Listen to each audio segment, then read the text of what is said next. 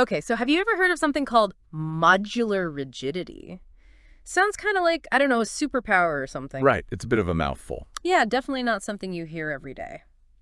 Well, today we're going to try to, unpack that a bit. We're doing a deep dive into this area of, pure mathematics. Pure math. That's right. But don't worry, you don't need to dig out your old calculus textbook or anything like that. We'll try to make it, as painless as possible. Yeah, absolutely.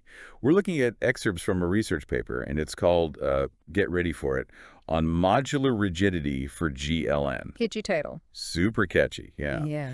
But honestly, once you get past the name, the ideas in it, they're actually pretty relatable. That's a cool thing about math sometimes, right? There's this hidden, elegance to it all once you start to peel back the layers. Yeah. So at its core, this paper, it's trying to answer, a very specific question, like a mathematical puzzle almost.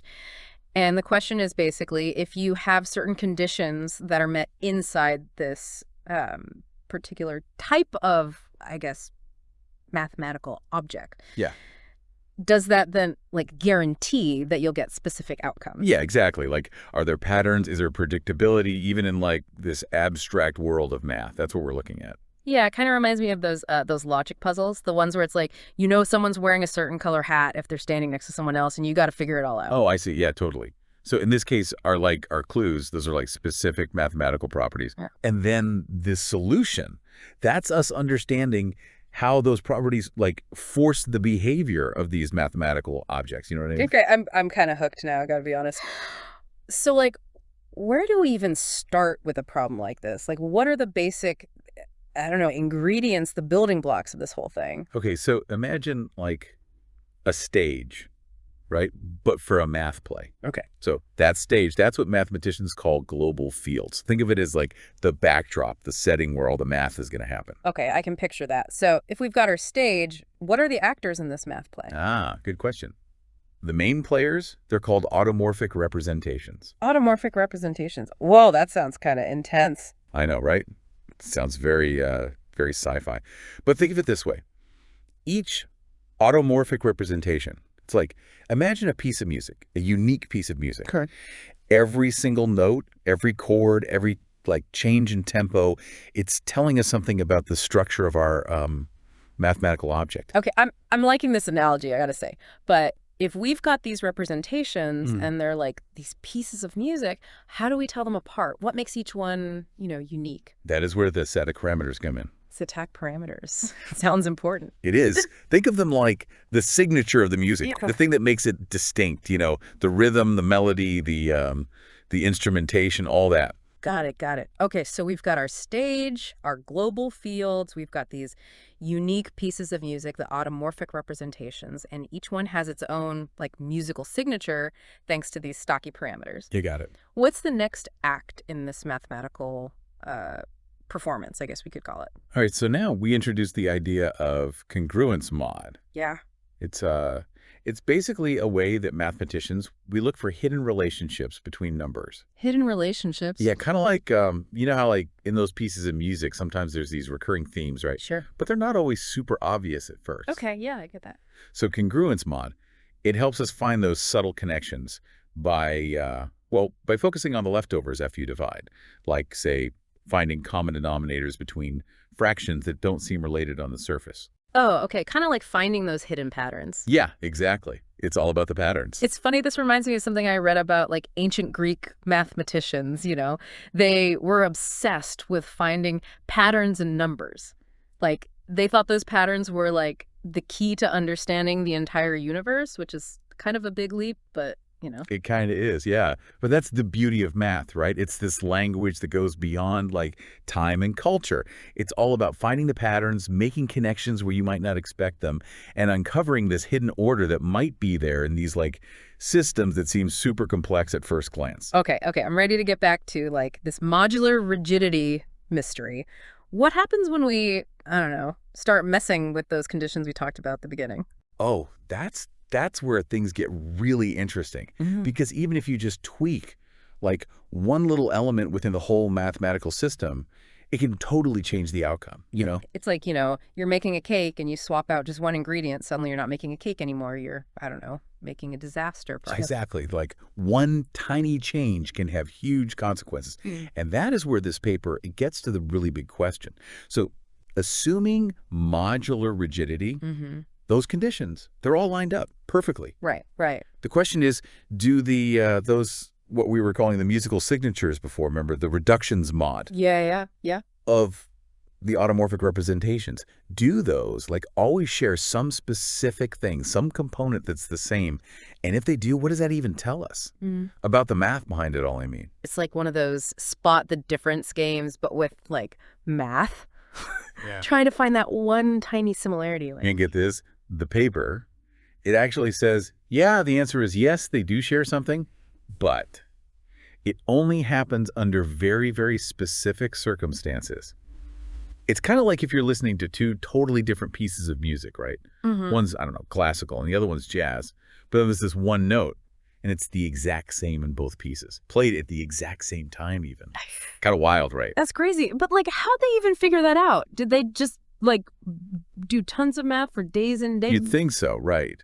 But they actually did something really cool. They used an idea from a whole other area of mathematics. Sort of like they took inspiration from this thing called Piasecki-Shapiro's proof. It's for this thing called the classical rigidity theorem, if you want to look it up.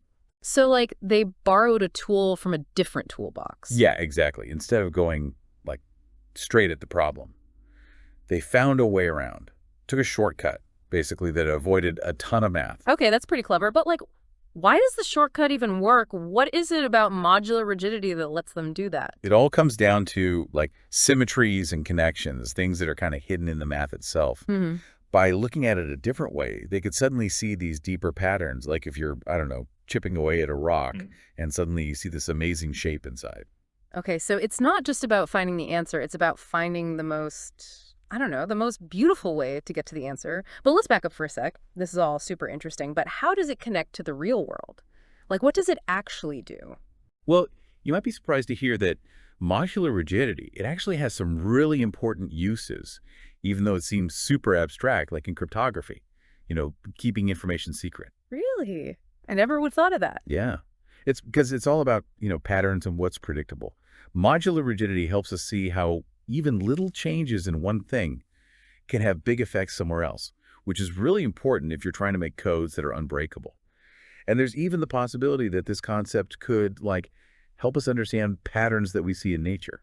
Wait, so the same math that describes these invisible math objects could also describe, I don't know, how a snowflake forms. Yeah, exactly. The universe is all about these connections, right? And math is how we start to understand them. Whoa. Okay, this reminds me of that quote. You know the one, mathematics is the language in which God has written the universe. That one by Galileo. It's pretty wild to think that the same math rules might apply to everything.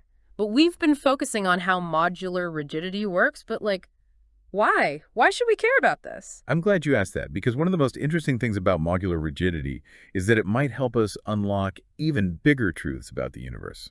Imagine finding a tiny piece of a puzzle, but that one piece helps you figure out the whole picture. It could be like that. So it's not just about the math itself. It's about what the math can tell us about, about everything. It's we found this secret room and it's full of these crazy clocks, but really complicated ones. And we're just starting to see how all the gears and stuff actually work together. And the best part, we're only just getting started. Imagine being able to predict what's going to happen in these massive systems, Okay, what? Give me an example. Anything, how the stock market's going to change, or even the weather patterns and stuff, all because we've got this math figured out. I mean, that's kind of mind-blowing, but also a little scary. The more we know, the more we realize we don't know, Totally. It's a never-ending adventure, this whole math thing. But it made me think, going back to that paper we've been talking about, it's kind of amazing how they actually found a way to prove this modular rigidity thing and to do it so neatly. Yeah, we talked about that shortcut they found, but what makes it so, I don't know, elegant? Is that the right word? For a mathematician, I mean. It's the perfect word, because it's not enough to just get the answer, It's got to be insightful. Mathematicians, they talk about beautiful proofs, and this paper, it's a great example of that. So it's you could build a bridge that just works, or you could build one that's amazing to look at, too. Exactly. And when math is elegant like that, it actually helps you understand things better. The more elegant, the more it tells you. Okay, so big picture time. What's the one thing you'd want folks to remember from all of this? That's a good question. I think it's that even though this stuff, pure mathematics, can seem like, I don't know, out there, totally separate from our lives, there's actually a ton of beauty in it, and it can be surprisingly relevant. It's all about the connections, huh? Like the same math that explains these like invisible math objects might also be the key to understanding, well, everything around us. Exactly. Wow. Well, huge thanks to you for joining us today. This deep dive into pure math, I think it's safe to say. Modular rigidity, definitely not rigid. Sounds like a pretty dynamic field. I'm glad I could be here. And to everyone listening, thank you. Keep those brains working, and remember, there's always more to learn. Until next time. Ready to dive into some seriously fascinating math. Always up for a deep dive, especially when it involves a concept as cool as this. We're talking about modular rigidity, and it's fresh off the presses, literally. Straight from the frontiers of mathematics, right? A brand new paper titled On Modular Rigidity for GLN. Now, I know you might be thinking pure math. That sounds a tad intimidating, right? Maybe a little, but trust me, we're going to break it down and make it understandable, even if you don't speak fluent equations. That's a relief. But let's start with the basics. What exactly is modular rigidity? Well, it's about how seemingly small, isolated pieces of information can actually unlock a much larger picture, kind of like finding a key to a hidden room. Intriguing. So where do these mathematical keys hide, and what doors do they open? This paper dives into something called automorphic representations. Automorphic representations. Now that sounds a bit like something out of a science fiction movie. It does have a certain ring to it. But think of it this way. Every musical instrument has a unique sound, even when they're playing the same note. Right. Yeah, you can instantly tell a piano from a guitar. Exactly. Automorphic representations are like those unique sonic fingerprints, but for mathematical objects instead of instruments. So each mathematical object has its own distinct sound, its own way of vibrating in the mathematical symphony. Precisely. And this paper explores whether knowing a little bit about that sound, that representation, can actually reveal a lot about the whole object. Now that's fascinating. It's like those, if you like this, you'll love that algorithms, but for math. You're catching on. Now, to understand how this works, we need to grasp the concept of rigidity in a mathematical context. Okay, hit me with an analogy. I'm ready. All right, picture a jigsaw puzzle, but instead of a picture, it's a math problem we're trying to solve. Okay, I'm visualizing it. Go on. Now, some pieces are super unique, right? They can only fit in one spot. They have high rigidity. Makes sense. But other pieces are more generic. They could fit in multiple places. They have low rigidity. So a rigid mathematical object has its own special place in the mathematical puzzle. It can't just go anywhere. Exactly. Modular rigidity suggests that certain properties of these mathematical objects are so interconnected that if we know them in a few places, it's like having a few key puzzle pieces. And those few pieces might give us enough information to figure out the entire puzzle. That's the million-dollar question. And that's precisely what this paper digs into. If two of these representations look similar at a few points, does that mean they're similar everywhere? So it's all about whether those local similarities, those matching puzzle pieces, can predict the entire picture. You got it. It's about understanding if knowing a little can actually tell us a lot, if those local echoes resonate throughout the entire mathematical structure. So how do they even begin to test that? Where do you even start with something as complex as this? Well, it gets even more interesting because the math gets pretty high level here. High level how? Give me a taste.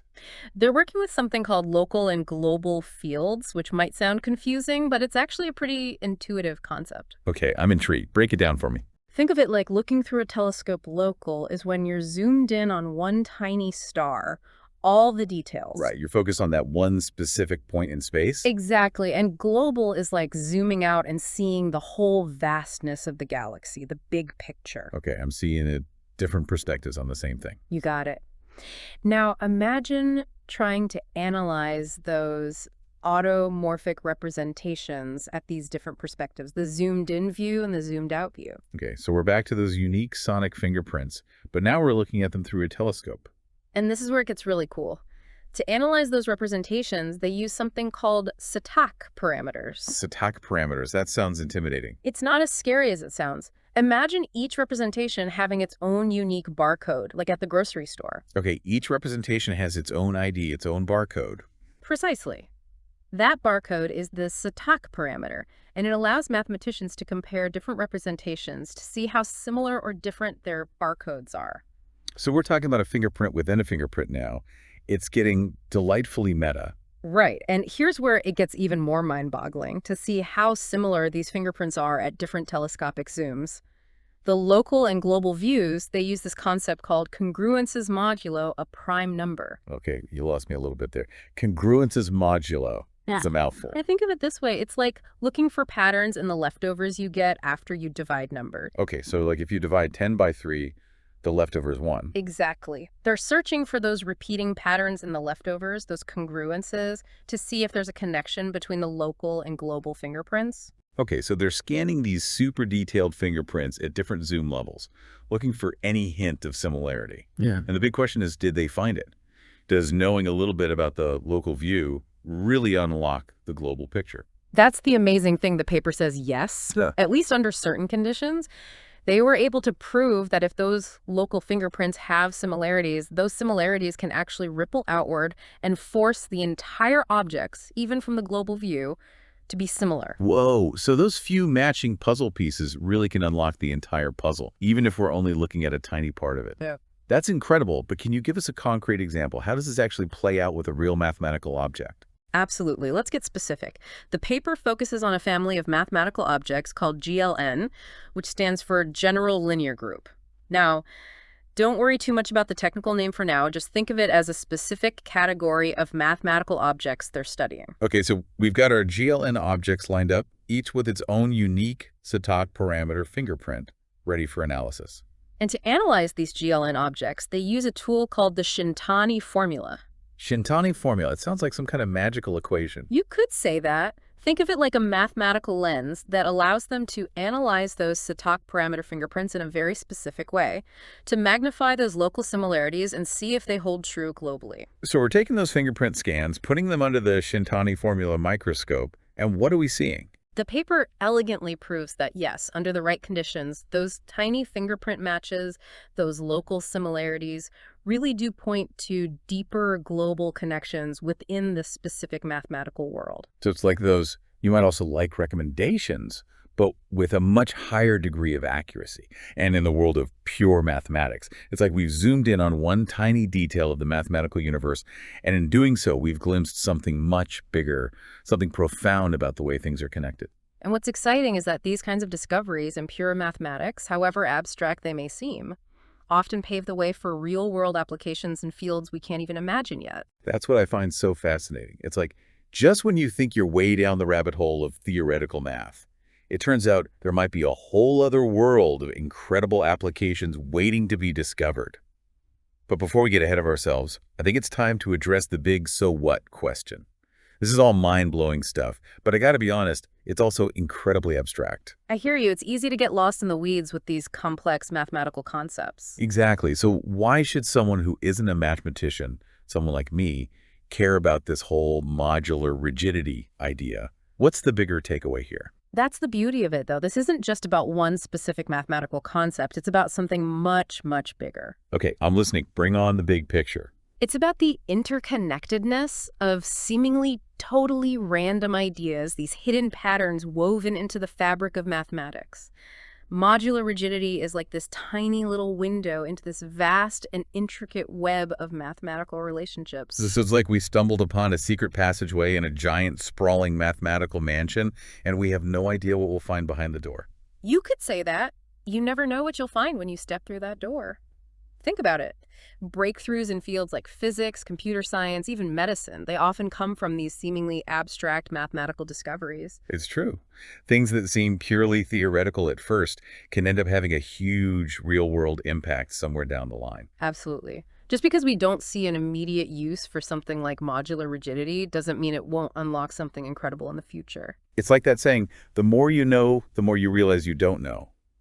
Each discovery opens up a whole new world of possibilities. Exactly. And this paper highlights how even in pure mathematics, where the focus is on these super elegant proofs and abstract concepts, there's always potential for groundbreaking applications. It's a good reminder that knowledge is interconnected and that even the most niche discoveries can cause ripples we can't even begin to imagine. And those ripples can be felt far beyond the world of mathematics. So to wrap things up, we've taken a deep dive into the world of modular rigidity. We've explored how those local properties of certain mathematical objects can actually reveal global truths. And we've learned that even the most specialized, complex findings can have these huge, unforeseen implications. It's like we've zoomed in on this one tiny, intricate detail of the mathematical universe. And in doing so, we've gotten a glimpse of something much bigger, something truly profound about the way everything is connected. It just goes to show there's always more to discover, and even the most abstract ideas can hold the key to a deeper understanding of ourselves and the universe around us. And on that note, we'll leave you with this final thought.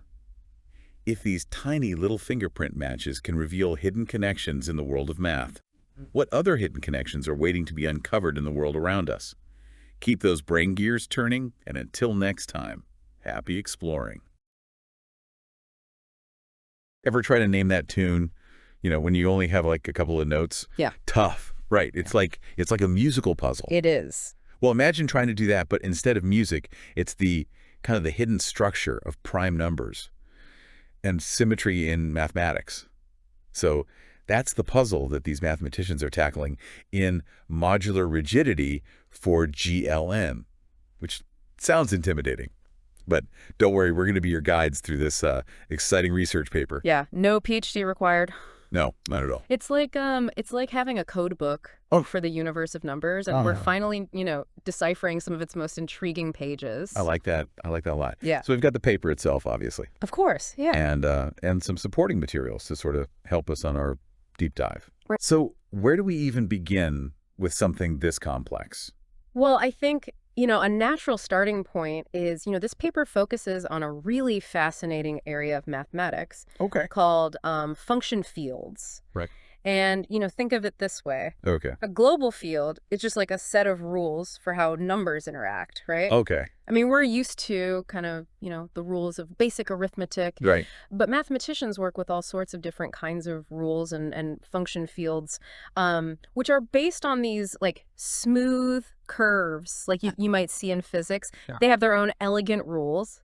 And they've already produced some really kind of groundbreaking results, I would say. Okay, so we're dealing with a very specific type of math. That's right. Already known for its elegance and for surprises, it sounds like. Yeah.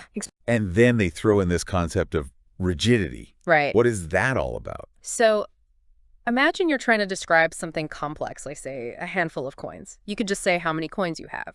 Right. Or you could describe, the exact combination, right? Like how many pennies, how many nickels, how many dimes, quarters, right? Right. That second description it's much richer. Right. Yeah. That's what an automorphic representation does. Okay. It describes numbers in incredibly rich detail, right? Okay. And rigidity essentially states that if two of these representations look the same from almost every perspective, right, they must be the same. Okay. They're identical. So like if my very detailed coin combination almost perfectly matches yours, we probably have the same coins. That's right. Okay. It's like a fingerprint for these complex mathematical structures. Exactly. Yeah. But here, there's more to this rigidity thing, isn't there? Yeah. So that's where modular rigidity comes in and things get, super interesting. It's like taking our coin analogy and saying, okay, now let's only look at the remainders when we divide by, say, the number 5. Okay. So you're focusing on a specific aspect of the numbers. So like almost like analyzing the coins through a specific filter. Precisely. Yeah, exactly. And in the paper, they use something called adic numbers. And don't worry about the jargon. Just think of it as like a really powerful mathematical lens, right? Okay. And the researchers looked at these automorphic representations through this adic lens. Okay. Essentially focusing on what happens when you divide by a prime number. Okay. And over again, right? Right. And the question they asked was, if two representations look alike through this lens, right? Okay. Does it mean that they share some deeper hidden structure? So it's like saying if two melodies sound almost identical when played in a specific key, Does that reveal a hidden musical connection we couldn't hear before? Exactly. Did they find the answer? They did. Okay. And the answer is a resounding yes. Wow. The paper actually proves this. This holds true, at least for function fields. It's a monumental finding. It's like, imagine discovering like a fundamental law of musical harmony, but for the language of numbers. Hold on, that is huge. This isn't just some esoteric math thing. No. What makes this breakthrough so exciting? So it's about far more than just spotting some sort of like surface level resemblance, right? Okay. They found that when these representations look alike through this achatic lens, it actually points to a very specific, incredibly important structure that they share. It's like finding the hidden blueprint that connects these seemingly different mathematical objects, right? Right. It's revealing a deeper order that we never knew existed. Okay, so less of a vague connection. That's right. And more like discovering a shared DNA sequence. Exactly. Yeah. This is what gets mathematicians really fired up, isn't it? Oh, absolutely. But for those of us who haven't dedicated our lives to number theory, why does this even matter? Should we be calling our accountants about this breakthrough? Well, maybe hold off on that call for now. But on a serious note, this discovery is significant even outside the realm of pure mathematics, right? Okay. It's about uncovering these hidden connections between seemingly disparate areas of mathematics. Okay. Much like a, unifying theory in physics. Right. Suddenly you have this new framework to understand things that seem completely unrelated. So it's less about the individual result and more about the doors it opens for future discoveries. Precisely. Yeah. Yeah, this paper, it hands mathematicians a brand new lens to examine the universe of numbers. Who knows what incredible patterns and connections we might find with this newfound clarity. Right. It's like, imagine receiving a brand new telescope. Okay. Right? Yeah. You point it at the sky and suddenly you're staring at galaxies you never knew existed. Now that is an image I can get behind. Yeah. That sense of exploring a hidden world and uncovering these like mind-blowing connections. Yeah. It's what makes math so fascinating. Absolutely. And speaking of mind-blowing, even the proof itself is quite elegant. They utilize some truly ingenious tools. Like the Shintani formula, for example. It's like watching a master artisan at work. Right. Even if you don't fully grasp all the techniques, right? Yeah. You can't help but appreciate the sheer beauty and craftsmanship of the final product. It really does feel like we've been handed a map. Yeah. To a hidden world. To a hidden world. Yeah, and like any good map, it kind of shows us just how much more there is to explore, right? Because remember, this research focused specifically on function fields. Right. And it begs the question, right? Okay. Could similar rigidity properties hold true in other areas of mathematics, in other number systems? Right. It's a tantalizing possibility. So they've explored this one island in this vast ocean of numbers, and now we're kind of left wondering what other secrets are out there. Yeah. This is why I love these deep dives with you. We started with this research paper that seemed impossible to even like wrap our heads around. Right. And now I feel like I'm right there on the edge of discovery with these mathematicians. It's that sense of wonder and exploration that makes mathematics so captivating. Yeah, and who knows, like this discovery might even have implications like beyond pure mathematics. Oh, absolutely. Right. Could we find similar rigidity patterns in physics or computer science or even like art or music? Yeah. It's an exciting thought. It's a really exciting thought. Yeah. It really highlights how interconnected everything is. Absolutely. That's the beauty of a deep dive like this. Yeah. We uncover these hidden connections. Yeah. And we realize just how much more there is to learn about the world around us. That's right. Yeah, and perhaps even more importantly, it reminds us to stay curious. Absolutely. To keep asking those what-if questions. Yeah, that's it. Because who knows? Right. What other amazing discoveries are out there just below the surface? Exactly, waiting to be found. Well, on that note, Yeah. we'll leave you with one final thought-provoking question to ponder. Right. If these complex mathematical structures truly reflect a deeper, hidden order, Okay. what does that tell us about the nature of reality itself? Until next time, keep exploring. That's right. Keep those brain cells firing. Absolutely. To see you on our next deep dive. See you then. Ever notice how, like, some things are just kind of inflexible? Like, you can't just go changing one side of a triangle willy-nilly, right? Right. You mess with one side, the whole thing's gonna... It's got to change, right? Right. It's got this, like, rigidity. Yeah, it's rigid. Turns out math has rigidity, too. Mm. And that's what we're diving into today. Okay. We got this research paper. It's called On Modular Rigidity for GLN. Catchy. Yeah, real page-turner, right. Now, Yeah. Don't worry. You don't need, like, a PhD in abstract algebra to follow along. We're going to break down this whole complex idea, see how it works, and you might be surprised where this stuff pops up in our everyday lives. Oh, intriguing. Yeah, so let's start with the basics. This paper dives into the world of automorphic representations. Okay. I know.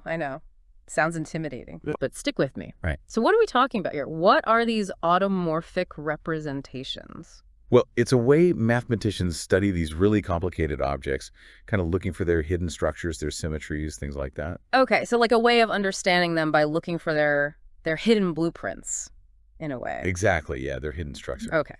And this modular rigidity, it's about figuring out if we can know everything about these objects just by knowing some of their parts are congruent. Right. Right. Exactly. Imagine two watches, right, Okay. both showing the exact same time. Okay. They're congruent in that sense, but their inner workings, the gears, the springs, could be totally different. Right. Just because they're telling the same time doesn't mean they're built the same. Exactly. And modular rigidity asks if having some congruent parts forces the entire object to have a similar structure. It's like asking, if the watch faces are the same, does that tell us anything about whether the mechanisms behind them are also alike? Okay, that's actually a really cool way to think about it. Yeah. So we're not just talking about shapes here. We're talking about, like, complex mathematical structures having this rigidity. Exactly. This paper, though, I gotta say, it throws around some pretty dense terms. You can get a little jargony. Global field, Adels, Satake parameters. I mean, it's like a whole other language. It can seem that way at first, but these terms are really just tools mathematicians use to describe these complex ideas really precisely. Okay, so like a specialized language. Exactly, yeah. Okay, all right. So let's try to unpack some of these then. Let's take global field, for example. Okay. What are we talking about when we say global field? Think of it like a world map made up of different countries, right? Okay. Each with its unique characteristics. Yeah. And that's kind of how global fields are structured. They're made up of smaller fields, each with their own properties. So instead of continents and oceans, we've got these mathematical fields all connected in some way. Precisely. Okay. And what about those Adels? Those sounded especially cryptic to me. Adels are a bit more abstract, I'll admit. Okay. They're like specialized lenses that allow mathematicians to zoom in and study different aspects of these global fields. So if these global fields are like a world map, then Adels are like those magnifying glasses cartographers use to study like specific regions in detail. That's a great analogy, yeah. Okay, that's making a bit more sense. But then we've got these Satake parameters. What's their role in all of this? Think of Satake parameters as a sort of mathematical fingerprint. A fingerprint. Yeah, just like your fingerprint uniquely identifies you. Okay. These parameters give us key characteristics about our mathematical objects.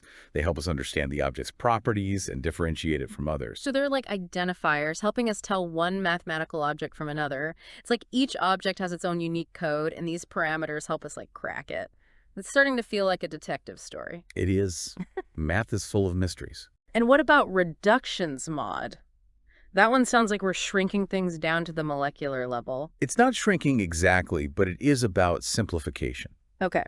Imagine you're looking at like a really complex shadow puppet show. Okay, I'm with you. Reducing mod is like focusing on the shadows themselves. You're ignoring the intricate puppets creating them. It helps us isolate patterns and glean insights that might be hidden in all the complexity. So instead of looking at the whole elaborate puppet, we're focusing on its silhouette, trying to decode the story from a different angle. Exactly, yeah. I like that. So we're like simplifying to see the underlying structure. Exactly. Okay. And speaking of structure, this paper presents us with a few mysteries of its own, right? Always. Questions 1.1 and 1.2, from what I gather, are all about figuring out if knowing just a few of these fingerprints, those Satake parameters, is enough to know absolutely everything about our mathematical objects. It's like trying to identify someone with just a partial fingerprint. That's a great way to put it. Like you could recreate the whole person just from that little bit of data. That's wild. So are these mathematicians onto something? Can they really unlock the secrets of these objects with just a few clues? That's exactly what you're trying to do. And the paper delves into this using some fascinating mathematical tools. Okay. One concept they mention is function fields. Okay. Which might seem unrelated at first. Yeah, I was going to say. But trust me, this is where it gets really intriguing. Okay, function fields. I vaguely remember those from like calculus class. Something about graphs and equations, but how do they fit into this world of like abstract mathematical objects? Well, function fields have this amazing ability to bridge different areas of math. It's like discovering a secret passageway between two seemingly separate rooms. They pop up in unexpected places, and they have real-world applications too. Real-world applications, you say? This is where I get excited. Tell me more. Have you ever wondered how websites ensure that your credit card information stays safe when you make a purchase online? You mean besides hoping for the best? Right. I kid. But seriously, I've always wondered about that. Well, that's where function fields come in. They form the foundation of many cryptographic systems, which are the mathematical tools used to secure online communication. No way. So Yeah. these abstract mathematical objects we've been discussing are actually the unsung heroes of our digital lives. That's incredible. Absolutely. The math behind function fields helps scramble information in a way that makes it almost impossible to decipher without the proper key. It's like having a super secure lock on your data that can only be opened with the right combination. Wow, I had no idea there was such a direct connection between this kind of pure math and something as essential as internet security. It's a testament to the power of mathematical exploration. Even the most abstract concepts can have surprising and profound implications for our daily lives. So we've got these function fields working their magic behind the scenes to keep our online interactions safe. But let's get back to the paper. How does it actually go about proving this modular rigidity? It mentions things like Shintani's formula, Whittaker functions, Fourier analysis. Sounds intense. It's like they've got this whole arsenal of mathematical gadgets at their disposal. What are these formulas and functions all about? Think of them as specialized tools for solving mathematical puzzles. Okay. Shintani's formula, for instance. Okay. It helps connect different pieces of information within these automorphic representations. It's like having a key that unlocks hidden relationships between different parts of the puzzle. So it's like those intricate puzzle boxes where you need to manipulate certain parts in just the right way to reveal the secret compartment. Exactly. These tools help mathematicians navigate the intricate structures of these mathematical objects and reveal their hidden properties. And what about those Whittaker functions and Fourier analysis? Those sound pretty heavy duty. They are powerful tools, no doubt. Okay. Without getting too deep into the technical weeds, Sure. Whittaker functions help us break down these complex objects into simpler components. Okay. Kind of like separating light into different colors with a prism. So we're analyzing the spectrum of these mathematical objects. I like it. And Fourier analysis is like using a mathematical microscope. It allows us to zoom in on specific aspects of these objects, revealing patterns and structures that wouldn't be visible otherwise. Okay, so we've got our mathematical tools, our intricate puzzles. What's the verdict? Does the paper manage to prove modular rigidity using all this? In certain specific cases, yes. Okay. And that's a significant achievement in the world of pure math. But what's even more exciting is that this paper opens up a whole new avenue of exploration. It's like they've discovered a new continent on the map of mathematics, full of uncharted territory. So this paper is just the beginning. There's still so much more to explore. Absolutely.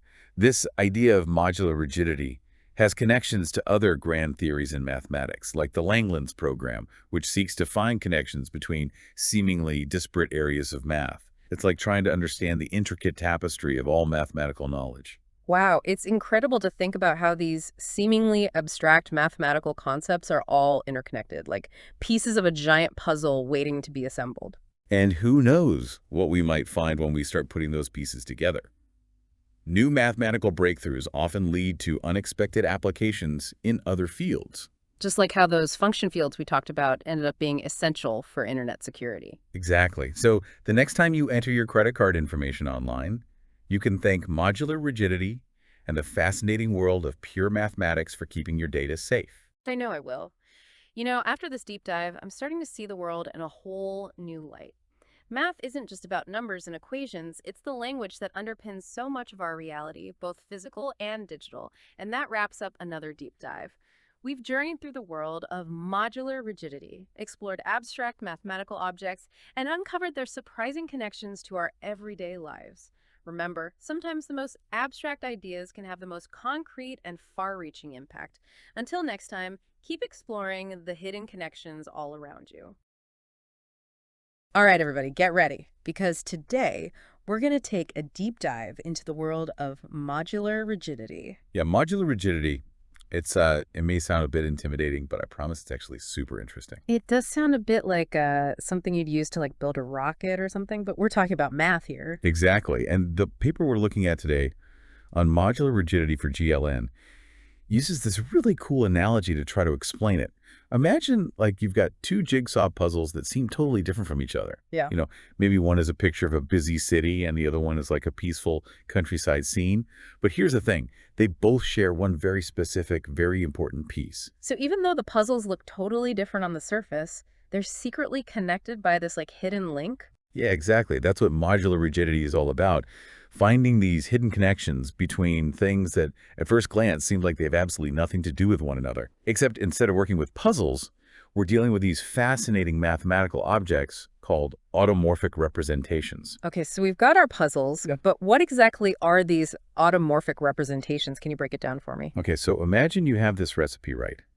And every ingredient represents a different piece of mathematical information. An automorphic representation is kind of like that whole recipe put together with all those pieces combined in a very specific way. So the paper is basically trying to figure out if two completely different recipes or automorphic representations are somehow related, even if their final dishes are totally different. You got it.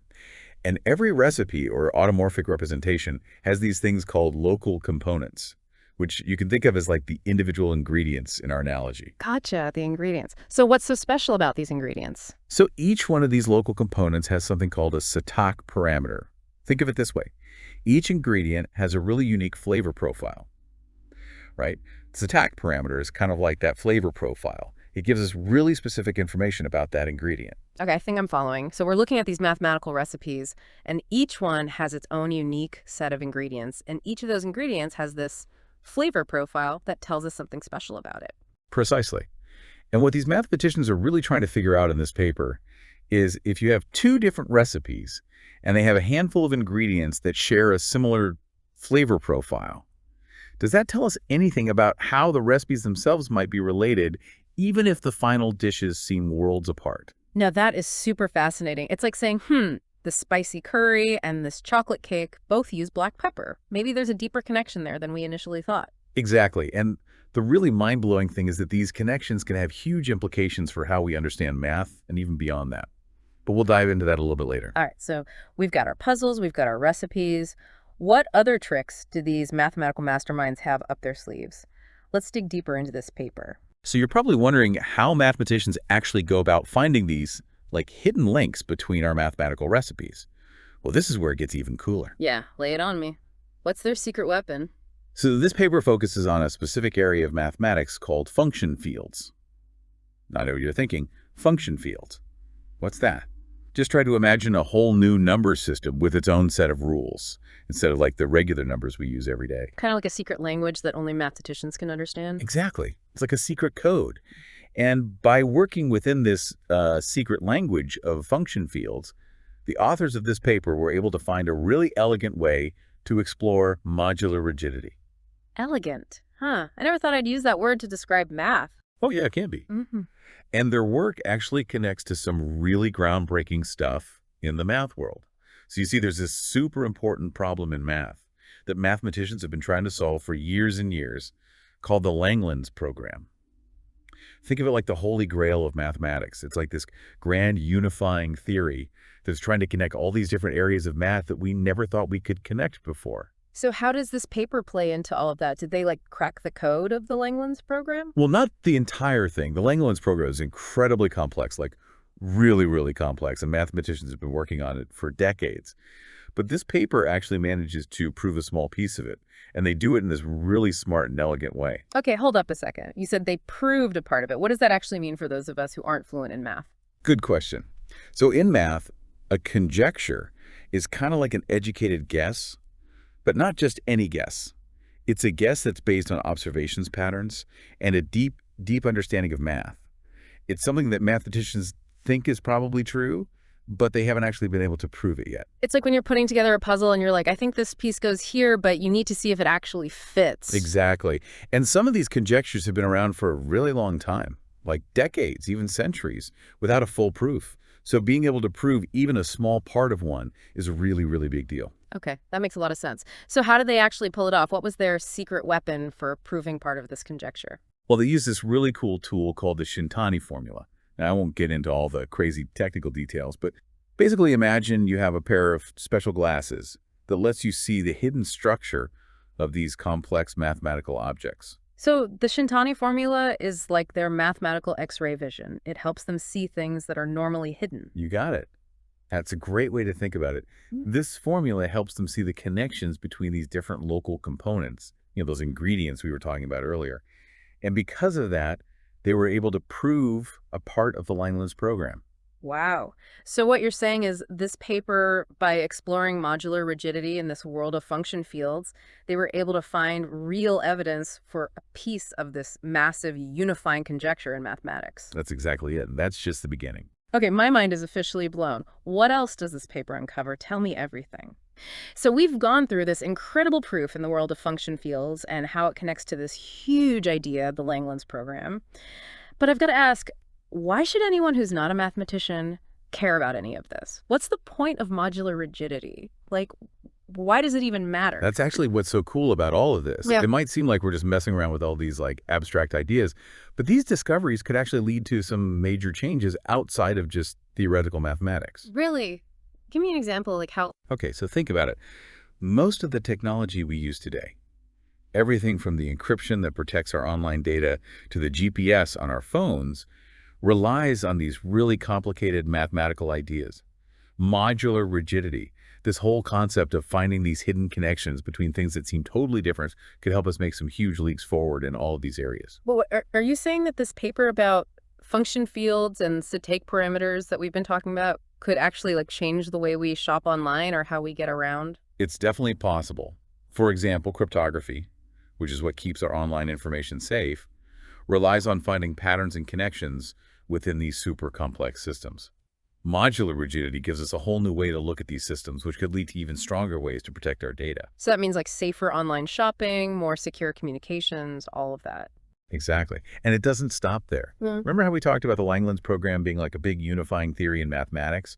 Well, as we understand more about the Langlands program, it can have a huge impact on other areas too, even physics. Hold on, now we're talking about the laws of the universe. How does modular rigidity fit into that? Well, at the most basic level, physics relies on math to describe and explain how the universe works, right?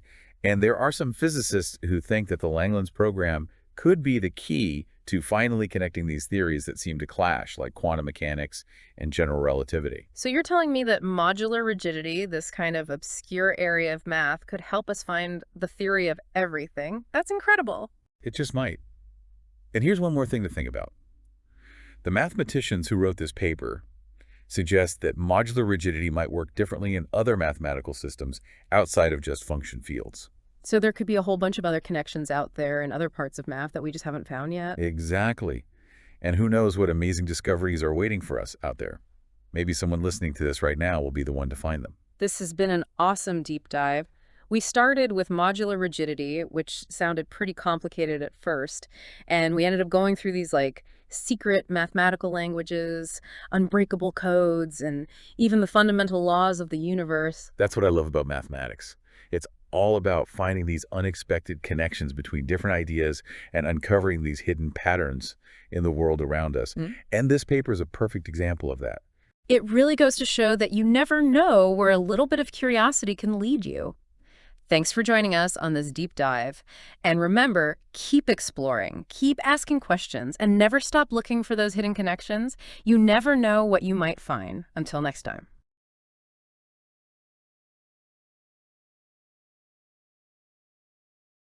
Ever get the feeling that there's like some grand hidden order to things?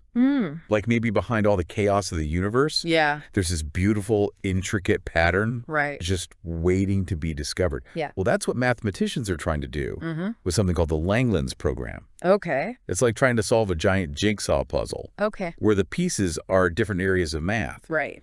And today, we're looking at one of those intriguing pieces. Okay. Modular rigidity. Great. Our deep dive today takes us to this fascinating research paper. Yeah. Called On Modular Rigidity for GLN. Okay.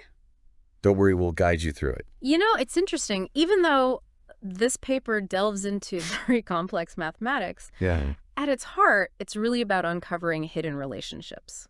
Those unexpected echoes between seemingly distinct mathematical structures. Okay, I love where this is going. Yeah. But before we get ahead of ourselves, Sure. This paper throws around some pretty heavy terms. Right. Automorphic representations, Satake parameters, reductions mod. Yeah. What does it all mean? Right, let's decode those. Okay. Imagine you're trying to understand a vast library. Okay. Full of unique melodies. Each melody represents an automorphic representation. Okay. A complex mathematical object with its own unique properties. Okay, I'm picturing a library full of sheet music. Right. Each one a different automorphic representation. Exactly. So where do these Satake parameters come in? Okay. Are those like the individual notes making up the melody? That's a great way to think about it. Okay. Think of Satake parameters as a set of distinct characteristics that define each melody. Right. It's like each melody has a specific rhythm, key, and instruments.